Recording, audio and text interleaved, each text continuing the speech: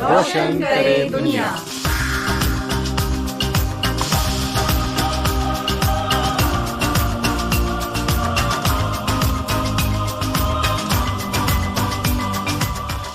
नमस्कार दोस्तों, मैं हूँ शाइना एनसी। स्वागत है आप सभी का विविध भारती के कार्यक्रम रोशन करे दुनिया में। हर हफ्ते हम आपसे मिलाते हैं एक नई शख्सियत से, ऐसे लोग जो अपने प्रोफेशन के साथ साथ समाज के लिए कुछ अच्छा काम कर रहे हैं और लोगों की दुनिया में रोशन फैलाते हैं।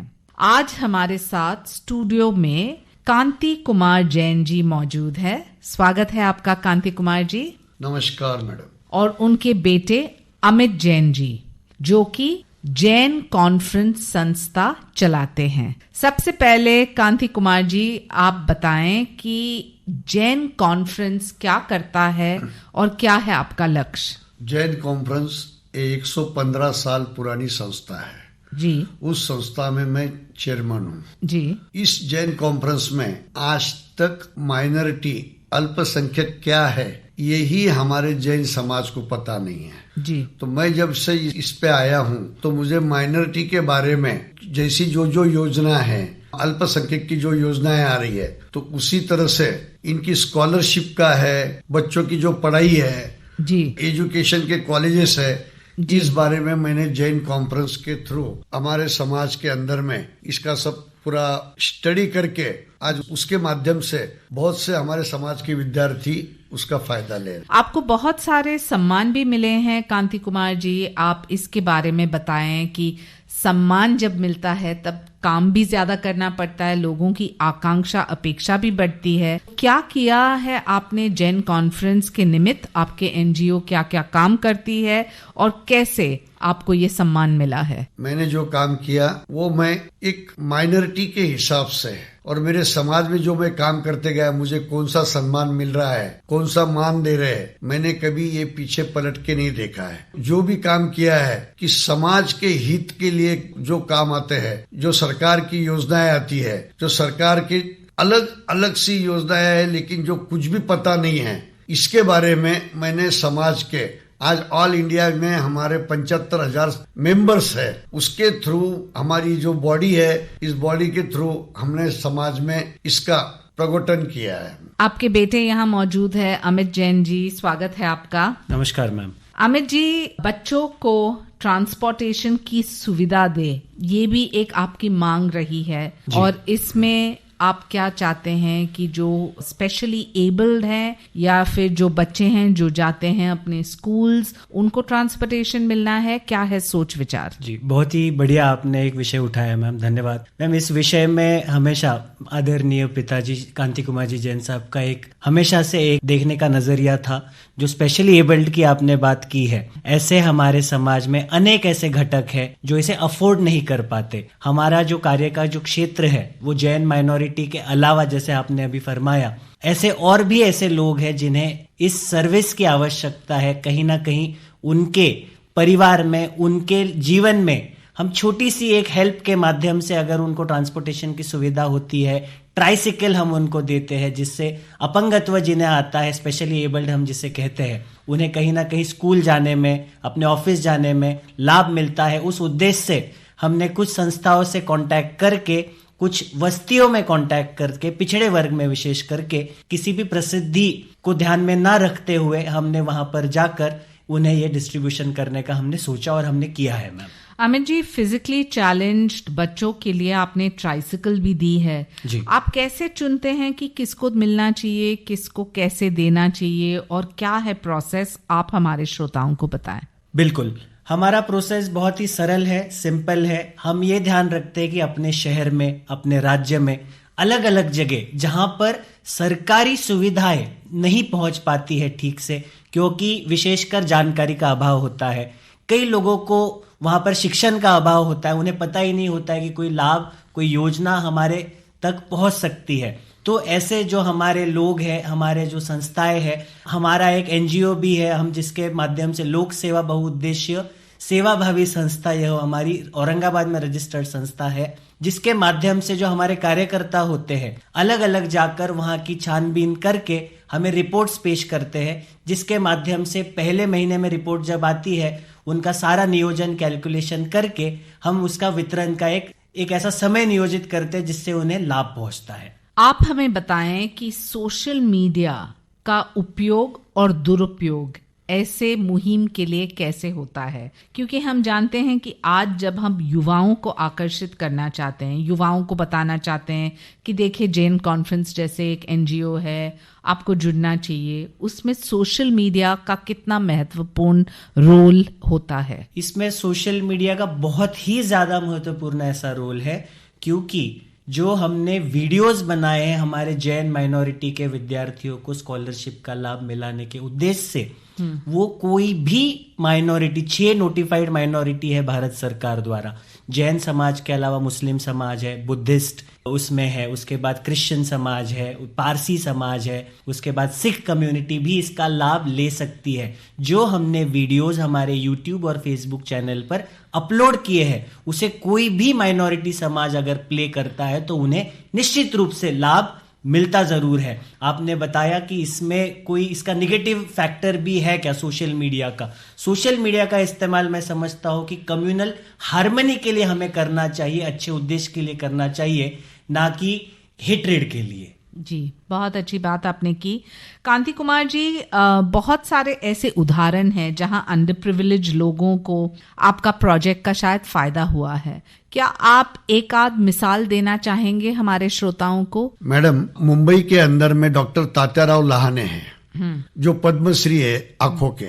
इन्होंने आज 2.25 लाख ऑपरेशन किया है। उसी के ऊपर से इनके ट्रस्ट की ओर से अंबेजोगाई में इन्होंने एक हॉस्पिटल बना रहे, तो इनके लिए हमने खुद हमारी ओर से 5 लाख रुपए का डोनेशन दिया जी। और मैंने हमारे वीडियो पे अभी जो आपने सोशल मीडिया का पूछा था, हमारे इस पे उनको 7,60,000 व्यूज मिले। और कई लोग हैं, कई संस्थाएं हैं, कई दानशूर लोग हैं, उन्होंने उनको दान दिया है। जहां पर वो अंबेजोगाई जैसे ग्रामीण एरिया में आंखों का फ्री नेत्रालय उन्होंने चालू कर रहे हैं। तो ये ऐसे नेत्रालय के बारे में बहुत कोई लोग है, पर ऐसे लहाने जैसे और कोई भी नहीं है। वो एक ऐसे डॉक्टर है।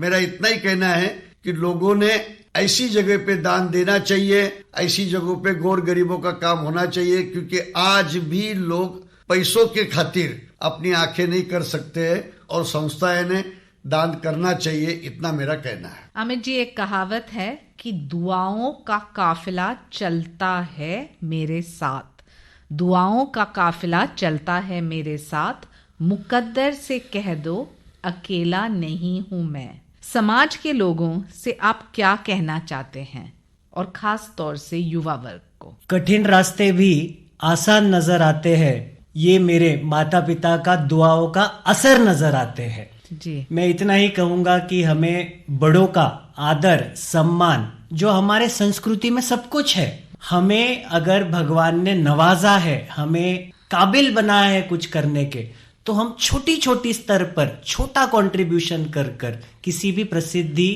को बिना देखे, आज रेडियो के माध्यम से कहना चाहूंगा, अपने आसपास देखें और छोटी कंट्रीब्यूशन, आप 1 रुपया भी कहीं डोनेट करते हैं तो उसका लाभ समाज के विविध घटकों को मिलना चाहिए।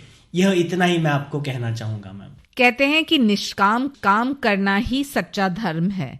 क्या आप मानते हैं कि जो लोग आपके संस्था जैन कॉन्फ्रेंस से जुड़ना चाहते हैं वो अच्छा धर्म कर रहे हैं? मानव सेवा भी एक धर्म है। मानव सेवा में अगर हम जुड़ते हैं तो यह सर्वश्रेष्ठ धर्म है, ऐसा मैं मानता हूं। इस कार्य को जब हम करते हैं तो उसका एक आत्मिक समाधान और आनंद द्विगुणित हो जाता है और हमें आत्मिक समाधान में वृद्धि होती है। अमित जी, जो लोग इस कार्यक्रम रोशन करे दुनिया को सुन रहे हैं, उनका एक ही लक्ष्य है, समाज में कुछ अच्छा काम करना। वो लोग जो आपसे जुड़ना चाहते हैं, आपके संस्था जैन कॉन्फ्रेंस से जुड़ना चाहते हैं, वो आप और कांति कुमार जी के साथ संपर्क कैसे कर सकते हैं?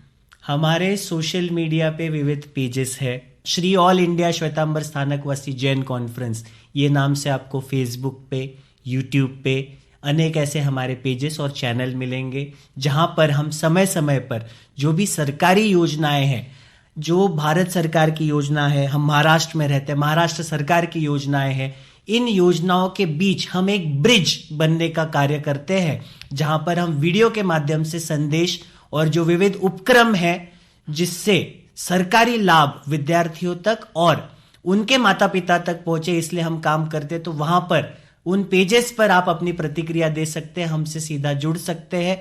वहां पर हमारे कॉन्टैक्ट नंबर्स भी है। दिल्ली में हमारा हेड ऑफिस है, शहीद भगत सिंह मार्ग कैनॉट प्लेस के पास में।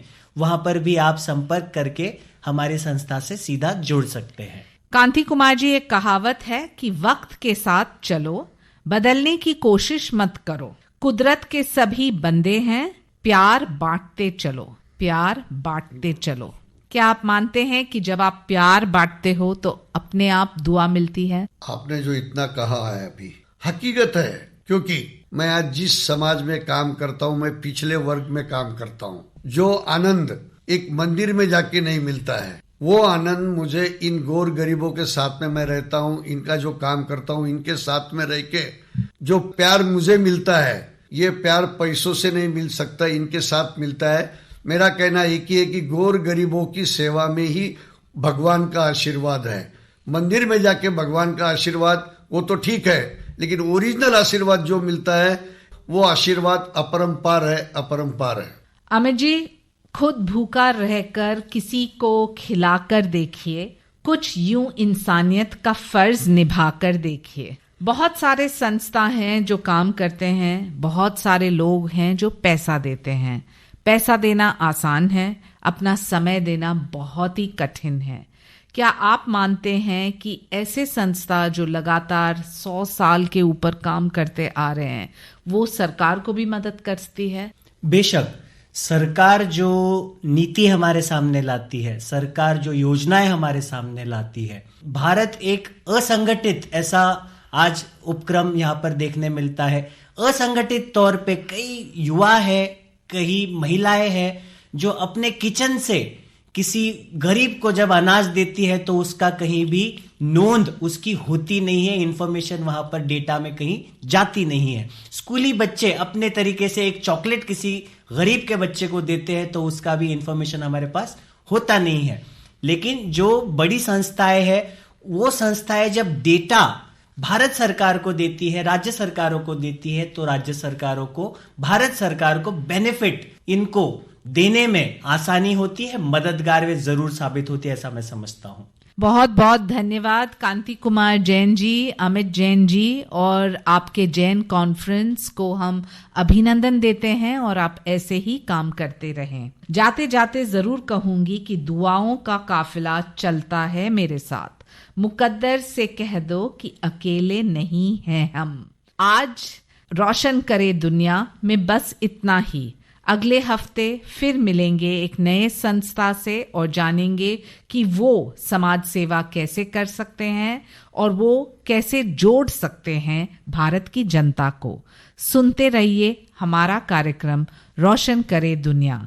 मैं हूं शाइना एनसी। नमस्कार।